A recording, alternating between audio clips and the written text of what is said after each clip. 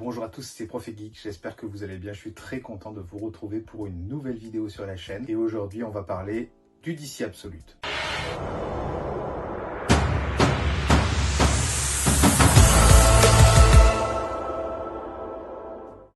Dans ma dernière vidéo, je vous ai présenté mes achats et je vous ai présenté les 5 tomes du DC Absolute qui sont sortis jusqu'à aujourd'hui, c'est-à-dire Batman, Superman, Wonder Woman, Flash et le Limier Martien. Du coup, j'ai décidé de faire un petit classement pour vous les présenter en vous disant quel a été celui que j'ai le moins aimé jusqu'à celui que j'ai le plus aimé. Alors, tout de suite, je tiens à préciser que ce n'est que mon avis, j'ai pas vocation à avoir la vérité et vous non plus, on a le droit de débattre entre nous et de dire moi j'ai préféré celui-là, moi celui-là, et de dire pourquoi, et on a le droit de pas être d'accord. Donc pas la peine d'être incendiaire dans les commentaires, ça servira pas à grand chose. Je vous dis tout de suite, je les ai tous beaucoup aimés, mais il y en a qui se dégagent par rapport à d'autres. Dans la vidéo, je vais vous présenter un petit peu l'histoire. Alors il y aura peut-être quelques petits spoilers qui vont être placés. Alors je vais pas raconter tout ce qui se passe parce que ça vient de sortir, vous pouvez les trouver encore dans le commerce et les lire. Je vous encourage d'ailleurs à le faire. Je vais en profiter pour vous montrer un petit peu les dessins et vous donner mon avis dessus notamment. Alors avant de commencer le classement, j'ai un peu hésité à le faire un tout petit peu plus tard parce que au mois de février va sortir, alors déjà le tome 2 Absolute Batman. Donc ça aurait été bien d'avoir un petit peu plus de récits.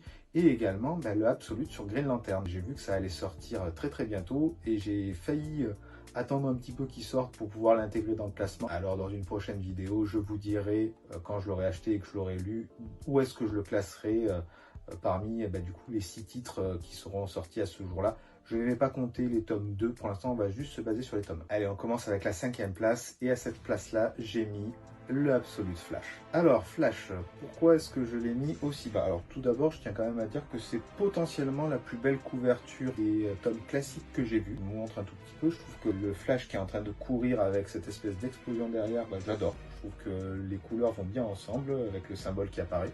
Je trouve ça plutôt cool. Comme je vous l'ai dit dans la précédente vidéo, Wally West est le héros de l'histoire et non Barry Allen. Barry Allen qui est présent quand même. Je ne vais pas trop en raconter. D'ailleurs, il y a une scène qui fait un petit hommage à Crisis on Infinity Earth, donc je trouvais ça pas mal de la glisser dedans. En ce qui concerne l'histoire, je vous en ai un tout petit peu parlé. Wally West est un jeune adolescent qui est trimballé de base militaire en base militaire pour suivre son père qui du coup fait passer sa carrière avant son fils. La maman est décédée et ça amène des tensions dans la relation père-fils et sur une des bases, Wally va rencontrer Barry et ils vont discuter un petit peu.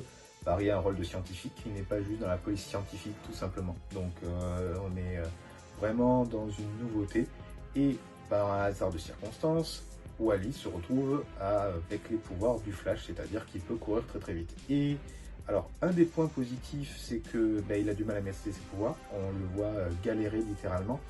Et moi c'est là que ça va poser quelques petits problèmes, c'est qu'on le voit courir forcément. Flash est un bolide comme on dit en français. Le problème qu'on a, c'est que on a des découpages temporels qui apparaissent, du coup Wally atterrit dans des scènes un peu avant, un peu après, et j'ai trouvé que c'était vraiment trop entrecoupé, on avait du mal à faire le lien, à faire la suite. Il a vraiment du mal à voir où ça va. Alors, c'est un tome 1, et je trouve que ça fait un peu fouillis à mon goût. Donc c'est pour ça que je le classe que 5e. Et j'espère quand même que les titres qui vont suivre vont amener un peu plus de qualité. Il y en a quand même, le dessin est pas mal. Donc voilà une planche qui n'apporte pas forcément beaucoup de secrets, vous pouvez la avoir sans problème.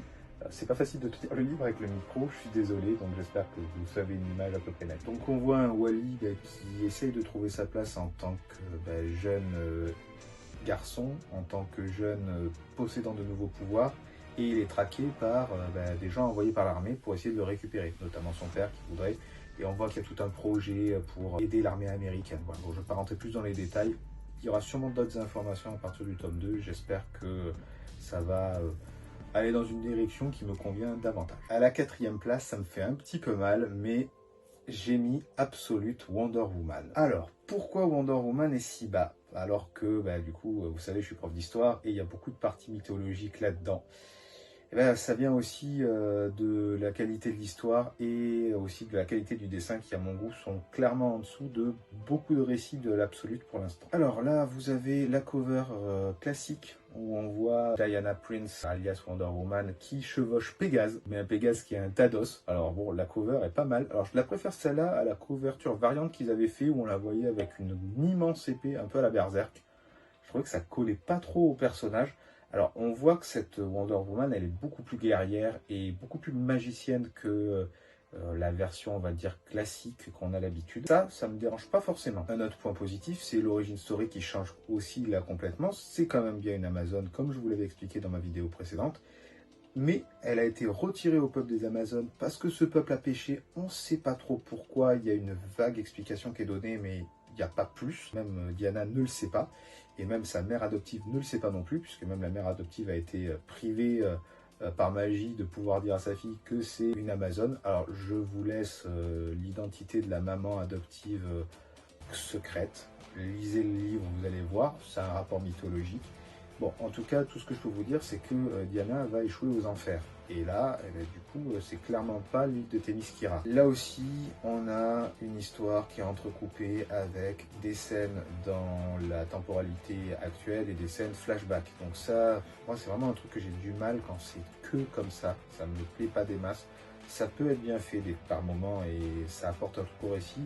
Là, ça le fait, mais il y en a beaucoup trop à mon goût. Alors voilà une des toutes premières planches qu'on retrouve dans l'album. Alors il n'implique pas Diana, c'est vraiment le tout début, donc ça ne spoile pas. Moi, ce qui me pose un petit peu problème dans cet album, c'est déjà le dessin qui est pour moi le moins beau des 5 albums. C'est vraiment dommage. Alors le tome de John Jones est assez particulier en termes de dessin, mais je le trouve mieux que celui-ci. Et ça m'a un peu cassé mon immersion. On retrouve quand même des principes de Diana qu'on aime beaucoup, hein, c'est-à-dire que c'est celle qui veut se sacrifier, aider les opprimés. J'aime beaucoup ça, il y a beaucoup de combats.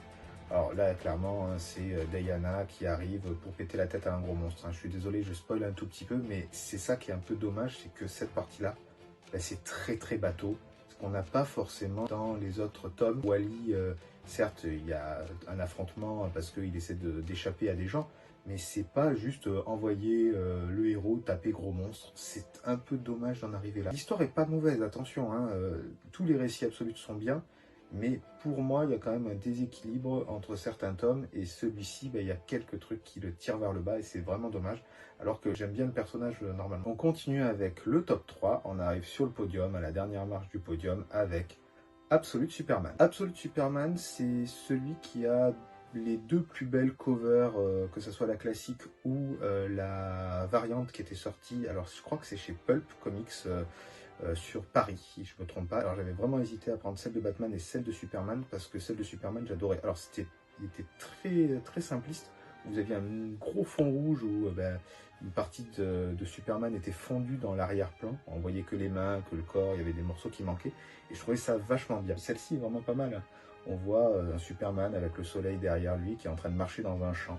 Voilà, ça fait penser à la ferme des Kent et à tout ça. Donc c'est pour moi l'une des plus belles covers qui a été sortie pour l'instant sur Absolute. En ce qui concerne l'histoire, on a là aussi des scènes de flashback avec Krypton et des scènes sur Terre. Troisième récit, troisième fois où il y a des scènes de flashback, mais j'ai trouvé ça beaucoup mieux que les deux autres, tout simplement parce que certes on a l'histoire sur Krypton qui se passe et on voit vraiment une Krypton avec des castes, avec des problèmes, la découverte que Krypton va exploser, on ne sait pas trop pourquoi, il y en a qui veulent aider la population, d'autres qui cachent le secret. Donc tout ça c'est pas mal, tout ça est raconté dans la famille L, donc c'est vraiment pas mal du tout de voir un peu comment le costume a été créé, il y a toute une histoire dessus, je trouvais ça vraiment bien. C'est pas juste un simple bout de tissu dans lequel le bébé était enveloppé, donc ça c'est pas trop mal. Et on a surtout l'histoire de Superman sur Terre. Et là, on a, contrairement à ce qu'on pourrait attendre, pas les Kent. On ne voit pas ce qui se passe dans la ferme américaine au fin fond du Kansas où Superman vit à Smallville. Là, on a un Superman qui se trouve dans des mines au Brésil, qui est avec les opprimés, qui va dans des zones de guerre pour aider les gens. Donc on a déjà tout ce code moral qui est là. On voit une Lois Lane qui n'est pas du tout journaliste. Je ne vous dis pas ce qu'elle fait et comment elle rencontre Superman dans le livre, mais ça change vraiment et ça apporte quelque chose, je trouvais. Donc vraiment, là, il y a beaucoup de choses qui sont bien remaniées dans l'histoire. On a des peacemakers qui sont devenus en fait une armée privée. Enfin voilà, il y a plein de choses dans le lore qui sont bien représentées, qui sont assez modernes aussi. Hein. Voilà, on a la version peacemaker de John Cena qui est représentée, donc c'est plutôt pas mal. Le visuel, d'avoir ressorti ce personnage des oubliettes, et de l'utiliser, de surfer sur la vague de la série, c'est plutôt bien. Et bah, du coup, on a un jeune Superman qui est tiraillé entre aider les opprimés, sa place sur Terre. C'est pas juste le gentil boy scout qu'on a l'habitude de voir avec faut défendre forcément la veuve et l'orphelin. Là, vraiment, il est plus colérique. Il a du mal encore à se canaliser, et pas que sur ses pouvoirs, pas que sur le costume. Donc, ça apporte quelque chose de nouveau et bah, moi j'ai beaucoup aimé. Et encore un point positif, c'est que graphiquement, c'est quand même plutôt beau ce qui a été fait par Rafa Sandoval. C'est quand même Jason Aaron qui est au scénario. Là, c'est quand même plutôt pas mal du tout ce qu'ils ont pondu. Et j'attends le tome 2, là aussi avec impatience. Pour le tome 2, ça a été ma grande surprise. Je ne pensais pas que je mettrais ce titre à cette place-là quand j'ai acheté les 5 tomes d'un coup. C'est le limier martien, Martian Manhunter, que j'ai mis en top 2 dans le DC Absolute. Alors c'est assez surprenant ce choix-là, surtout que John Jones, c'est pas un personnage qu'on voit très souvent avec un titre solo. Je vous l'avais déjà expliqué dans le reboot américain New 52.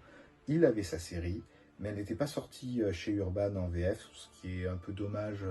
Bon, moi je suis un complétiste, hein, j'aime bien tout avoir, mais ils ont sûrement fait des choix et forcément économiquement il faut sortir du Batman.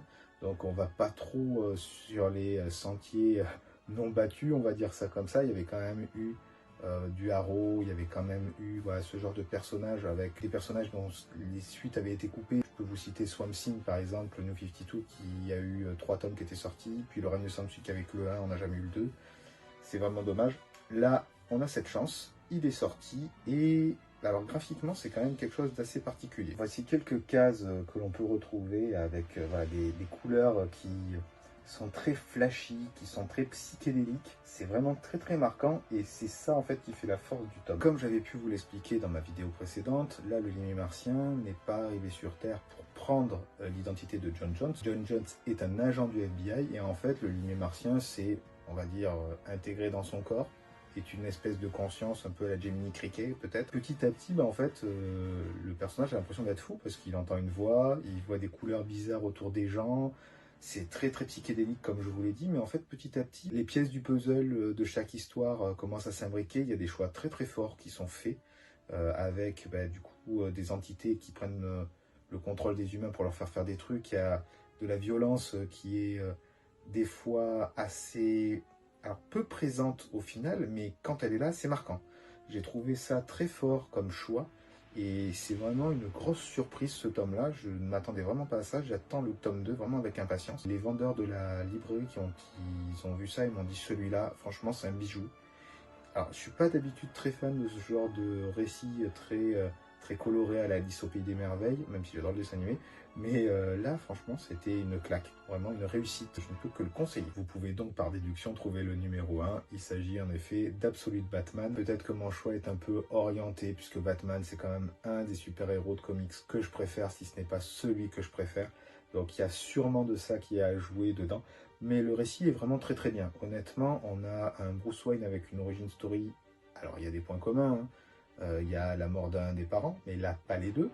Il n'y a que le père. Les parents ne sont pas riches, c'est des fonctionnaires, comme je vous avais expliqué dans ma précédente vidéo. On a un Bruce Wayne qui perd très jeune et qui grandit avec une mère célibataire, mais qui est traumatisée par la mort de son père, qui était enseignant. Il a un groupe d'amis qui, en fait, vous allez avoir Harvey Dent, le pingouin dedans, je ne vais pas tous les citer, mais c'est que des futurs super vilains.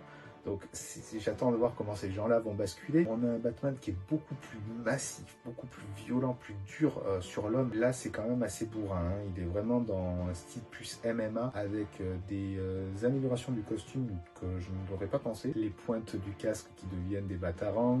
La cape qui a un rôle à jouer qui est énorme. Je ne vais pas trop en dévoiler. Il n'hésite pas à dépasser ses limites. Alors ça ne change pas de tous les Batman. Alfred a une autre origin story, je ne vais pas trop en développer dessus, et c'est intéressant de voir la relation qui se crée entre eux. C'est très surprenant de la voir comme ça, vraiment on n'a pas le côté paternel comme on a l'habitude, en tout cas pas pour le moment. Donc c'est le titre que je recommande. Graphiquement c'est plutôt bien. Donc voilà, là vous voyez le jeune Bruce, il a 18-20 ans qui est en train de s'entraîner.